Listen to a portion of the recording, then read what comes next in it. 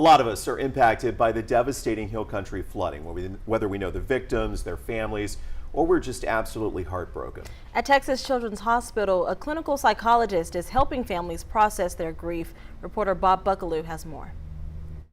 The images are disturbing. Faces of those who died in the floods, many of them children. The scenes of destruction, the memories of happy times along the river, shattered by the reality that what once was may never be the same again.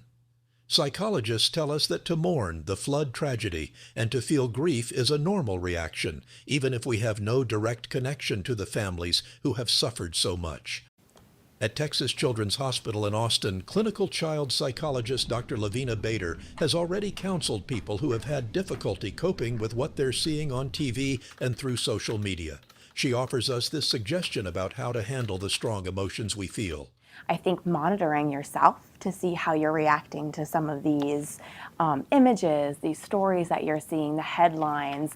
I know there is this desire, especially when we are feeling anxious, to seek more information that sometimes can make our anxiety rise and make it more difficult to manage there.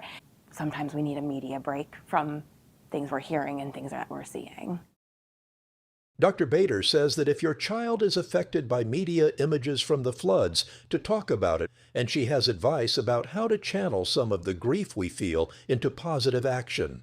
When we go through a devastating tragedy, our responses are all going to be different. And for some of us, there's an activating response that we have. These feelings inside of our body make us want to go take action. And I think that in some ways can be so wonderful for not only ourselves, but also for the community that's facing this tragedy and the world and the humanity perspective alone. It can help unite all of us in a time where everybody needs support. Sound advice from a professional as we try to comprehend so much loss.